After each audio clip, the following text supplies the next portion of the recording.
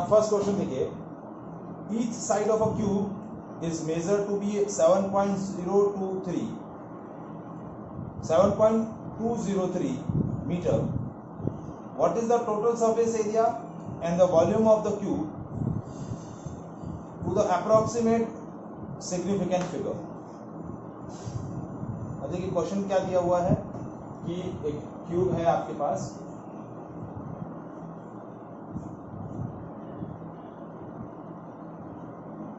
ठीक है। इस क्यूब की साइड आपको दे रखी है ए, दैट इज 7.203। आपको फाइंड आउट करना है टोटल सरफेस एरिया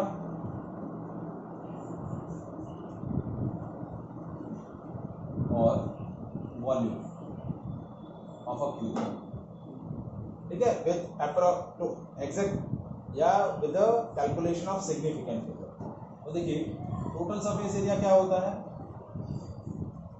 क्यूब का टोटल सरफेस एरिया होगा 6a²। क्या होगा? 6a²।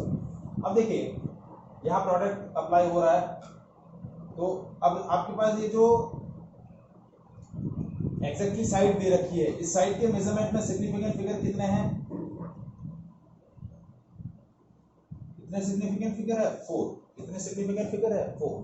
तो आपका जो फाइनल रिजल्ट होगा, final result should be reported the same number of significant figure as that of original number with the minimum number of significant figure. तो original number एक ही है जिसके अंदर सिग्निफिकेंट फिगर 4 है, तो आपके फाइनल रिजल्ट में भी 4 सिग्निफिकेंट फिगर होंगे, टोटल सरफेस एरिया वाले के अंदर भी और वॉल्यूम के अंदर। तो ये हो गया 6 × 7.203 × 7.203। टोटल सरफेस एरिया प्रोडक्ट करके हम बता रहे हैं, टोटल सरफेस एरिया कितना आ रहा है? 6 × 7.203 into 7.203. The answer will be 311.299. 311.299. अब देखिए ये मैंने 3 डेसिमल प्लेसेस तक आंसर बताया आपको, 311.299, बट आपके फाइनल आंसर में कितने सिग्निफिकेंट फिगर होने चाहिए? 4। अब देखिए 1 यस, हाँ। अब देखिए ये इस डिजिट को मुझे राउंड ऑफ करना है, मुझे आंसर ये 3 डिजिट तो ये तो है, लेकिन इस डिजिट को राउंड ऑफ करना है, तो इससे पीछे वाला डिजिट देखेंगे। So digit is to be round off is 9, so it's basically that is more than 9, more than 5, so round off हो जाएगा। आंसर क्या आ जाएगा? 311.3। क्या हो जाएगा? 311.3 मीटर स्क्वायर। ये आपका क्या आ गया? Total surface. क्या आ गया? Total surface 311.3 metre square. अब वॉल्यूम निकालना है।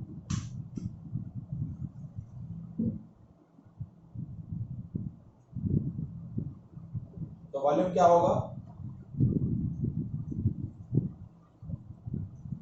वॉल्यूम होता है एक क्यूब, तो 7.203 × 7.203 × 7.203, इन तीनों को मल्टीप्लाई करेंगे, जो फाइनल आंसर आएगा that should contain 4 significant figure. तो मल्टीप्लाई करते हैं, देखिए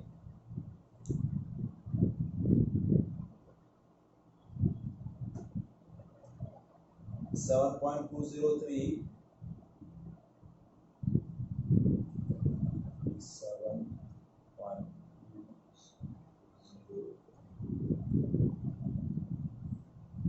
So answer will be 373.714. तो अब देखिए आंसर मेरा चाहिए 4 सिग्निफिकेंट फिगर्स के अंदर चाहिए, तो ये डिजिट मुझे राउंड ऑफ करना है। Digit is to be round off is less than 5, तो आंसर आ जाएगा 373.7 मीटर क्यूब। तो इस तरीके से कैलकुलेशन के साथ आपको सिग्निफिकेंट फिगर्स का लॉजिक ध्यान में रखना है। आया समझ में?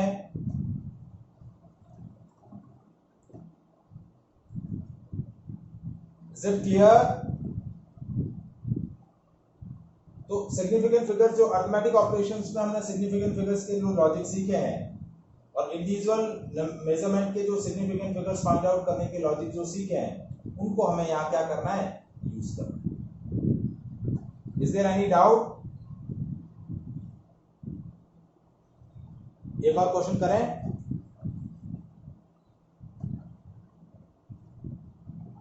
अब देखिए एक और क्वेश्चन, देखिए क्वेश्चन क्या दिया है, 5.74 gram of a substance occupied 1.2 centimeter cube volume, express its density keeping the significant figures in the view।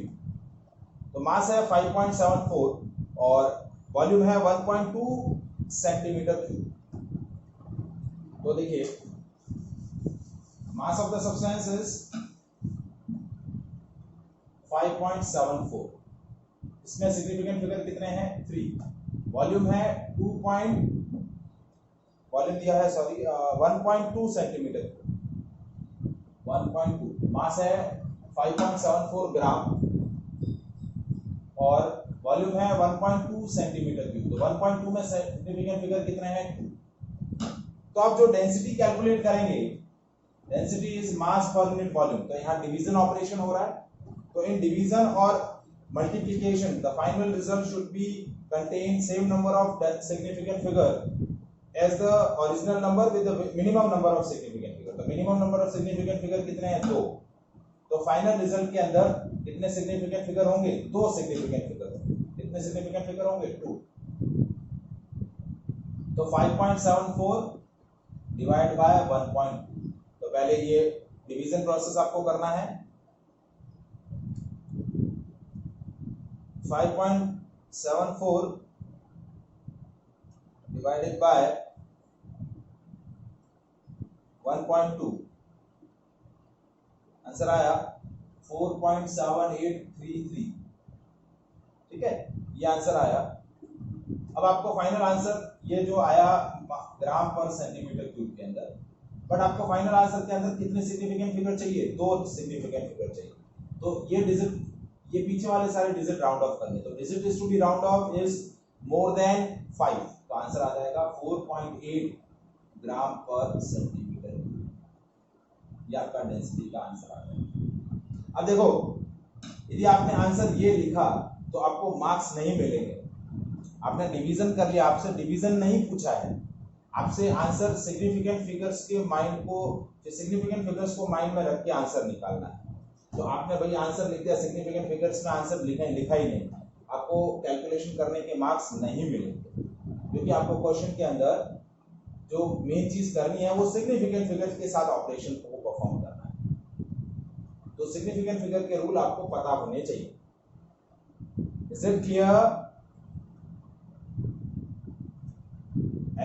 Any doubt? तो ये आपका एरर और मेजरमेंट वाला जो पार्ट है वो कंप्लीट होता है। अब आपका एक छोटा सा पोर्शन बाकी है, measurements of smaller masses and bigger masses, measurement of smaller length and bigger length and measurement of smaller times and bigger times. ये एक छोटा सा सेक्शन जो स्टार्टिंग में दे रखा है इस यूनिट का, वो हम डिस्कस करेंगे नेक्स्ट सेशन के अंदर, और नेक्स्ट सेशन के अंदर हमारा ये चैप्टर जो है वो फिनिश हो जाएगा। Is it clear? एनीवन? किसी को कोई डाउट? हाँ बोलो बेटा।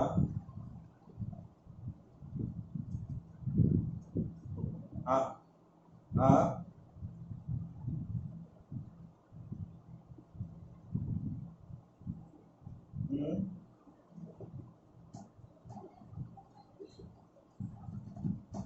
हाँ यूज कर सकते हैं।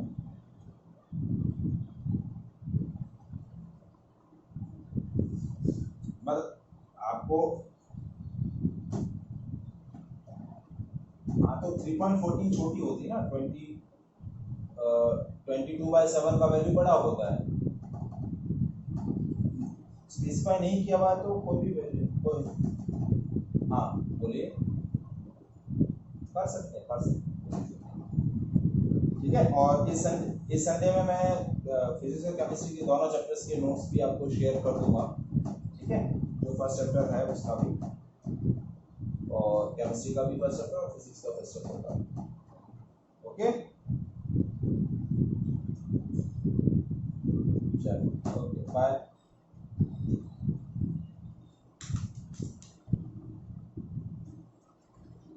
तो देखिए हम लोग डिस्कस कर रहे हैं unit second, unit and dimension. और बेसिकली आज जो है हम इस यूनिट का लास्ट टॉपिक जो है वो डिस्कस कर रहे हैं। जैसे कि हमने डिस्कस किया था कि चैप्टर के स्टार्टिंग के अंदर there are 3 fundamental physical quantities, and these fundamental physical quantities are mass, length और टाइम। तो आज हम उन्हीं तीनों फंडामेंटल फिजिकल क्वांटिटीज की कुछ ऐसी न्यूमेरिकल वैल्यूज डिस्कस करेंगे, मतलब some larger values of mass, length and time, and discuss some smaller values of mass, length and time.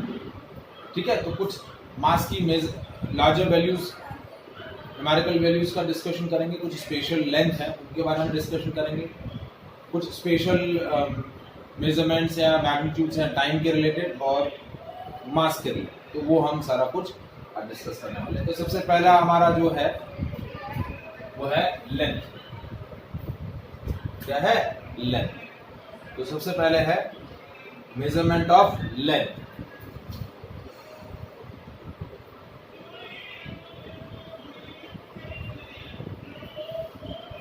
ठीक है, तो नॉर्मली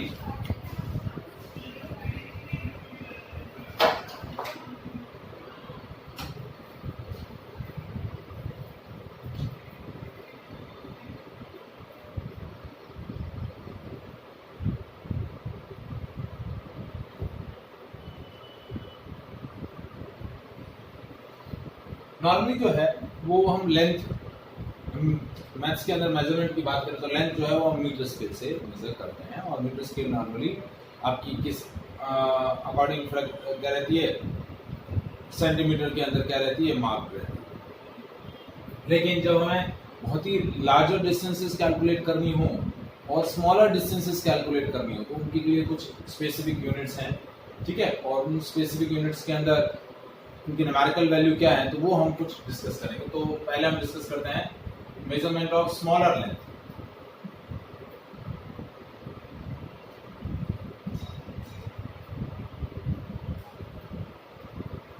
जैसे 1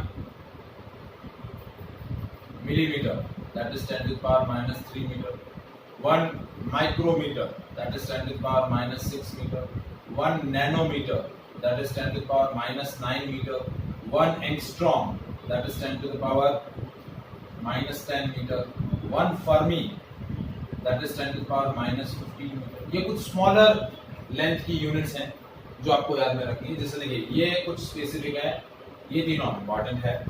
जैसे 1 nanometre that is 10 to the power minus 9 metre. ठीक है, जो एटम की साइज होती है वो उसी रेंज की रहती है। ठीक है, आपका न्यूक्लियस का साइज जो रहता है वो फर्मी 1 फर्मी के रेंज का रहता है। एटम की जो साइज है वो नैनोमीटर या एंगस्ट्रॉम रेंज की आपको क्या है, तो ये स्मॉलर लेंथ है जो मेजर की जाती है। तो कुछ स्मॉलर लेंथ का हमने मेजरमेंट यहाँ डिस्कस किया। इसके बाद आता है मेजरमेंट ऑफ लार्जर लेंथ। ठीक है, कौन सी लेंथ मेजर करनी है? लार्जर लेंथ मेजर करनी है। तो उसके अंदर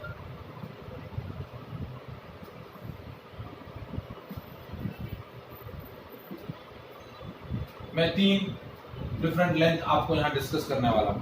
पहला है 1 लाइट ईयर।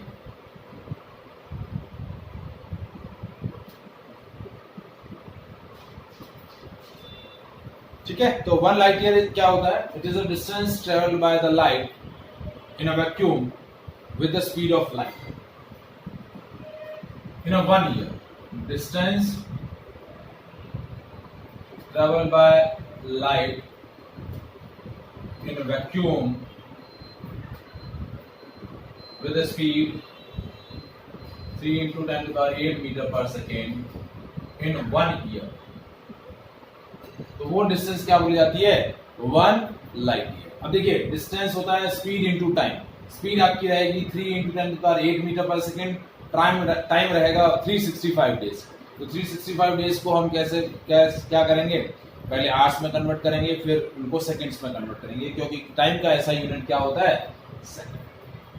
तो स्पीड और डिस्टेंस को जब आप मल्टीप्लाई करेंगे तो 1 लाइट ईयर का जो वैल्यू आएगा वो आपका कुछ रहेगा,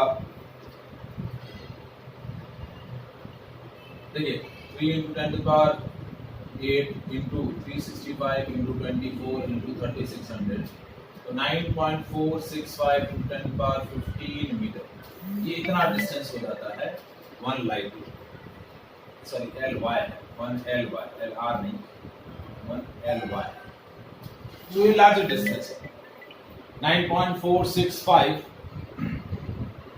और 467 into 10⁻15 मीटर।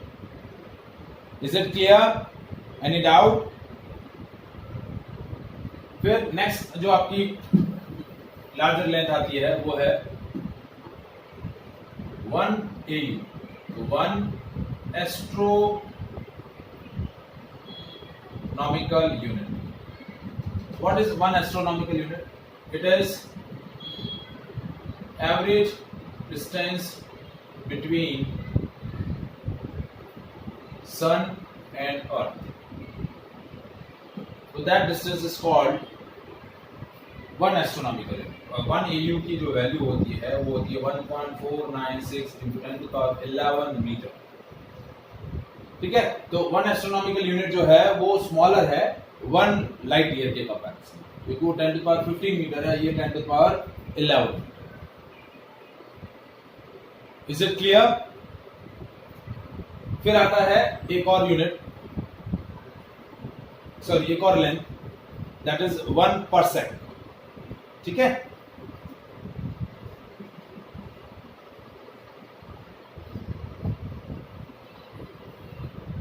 नाउ हमने डिस्कस किया measurements of smaller length and measurement of bigger length. Measurement of smaller length के अंदर हमने डिस्कस किया nanometre, then micrometre, 1 angstrom, 1 fermi, these are the smaller length. फिर बिगर लेंथ के अंदर मैंने 3 डिफरेंट लेंथ आपको डिस्कस करी, कौन कौन सी, 1 light year, then 1 astronomical unit, पहला हमने डिस्कस किया 1 लाइट ईयर, फिर हमने डिस्कस किया 1 AU एंड देन 1 parsec, ठीक है। तो ये तीनों डिस्टेंसेस जो हैं वो बिगर डिस्टेंसेस हैं, बिगर लेंथ हैं। इसमें सबसे बड़ा जो है वो 1 parsec है, उसके बाद 1 एस्ट्रोनॉमिकल यूनिट और फिर 1 लाइट ईयर, ठीक है। तो 1 parsec का वैल्यू जो है वो है that is equals to 3.08 into 10⁻16 metre,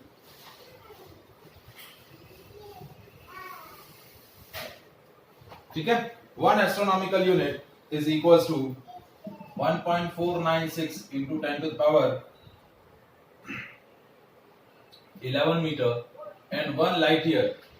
1 light year क्या होता है, the distance travelled by the light in a vacuum, that is equals to 3.08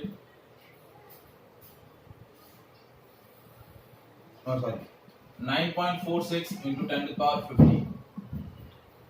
तो सबसे बिगर जो है वो है 1 parsec, उसके बाद 1 light year and then sorry LY and then 1 astronomical। Is it clear? So these are the measurement of bigger length. These are the measurement of bigger length. Now we discuss measurement of second fundamental unit, that is mass. So measurement of mass. Mass क्या होता है? Quantity of matter present in the body is called its mass. तो normally mass का जो ऐसा unit होता है वो हम क्या लेते हैं, किलोग्राम।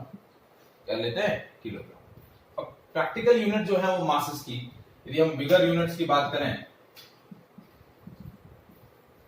तो बिगर यूनिट के अंदर मासेस के अंदर हमें दो चीजें, दो मासेस यूज आते हैं, क्विंटल और 1 tonne, 1 quintal and 1 tonne. So 1 quintal is 100 kg and 1 ton is 10 quintal. So that is 1000 kg. These are the bigger unit of masses. ठीक है. और smaller units के अंदर यदि हम बात करें तो that is a mass of an atom. देखिए एटम का जो मास होता है, एटम बहुत ही स्मॉलेस्ट पार्टिकल होता है और इसका एब्सोल्यूट मास कैलकुलेट करना पॉसिबल नहीं होता. तो हम एटम का जो मास है वो किसके रेस्पेक्ट में कैलकुलेट करते हैं? 1 एटॉमिक मास यूनिट के रेस्पेक्ट में, 1 EMU. That is 1 atomic mass unit के टर्म में इसको मेजर किया जाता है. एंड 1 EMU या 1 atomic mass unit of 1 U is equals to 1/12 of mass of 1 atom of C12. इसके इक्वल होता है 1/12 of mass of 1 atom of C12, इसके इक्वल रहता है. दैट इज 1 EMU और इसकी वैल्यू होती है 1.66 into 10 to the power minus 27 kg. That is the smallest unit of the mass, 1 EMU.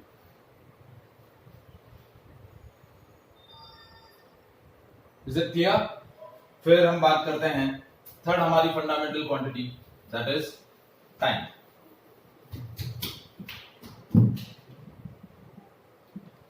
तो टाइम के अंदर भी देखिए, टाइम का ऐसा यूनिट जो होता है वो होता है सेकेंड. ठीक है. But as we know that 1 minute is equals to 60 second, 1 hour is equals to 3600 second, 1 day is equals to 24 hours, 1 year is equals to 365 1/4 days. तो इस तरीके से ये भी आप क्या कर सकते हैं, ये यूनिट कंसीडर कर सकते हैं आप टाइम के लिए. इसके लिए यूज कर सकते हैं टाइम के लिए. ठीक है. ये जो पीरियड होता है, ये पीरियड कितना होता है? 1 ईयर.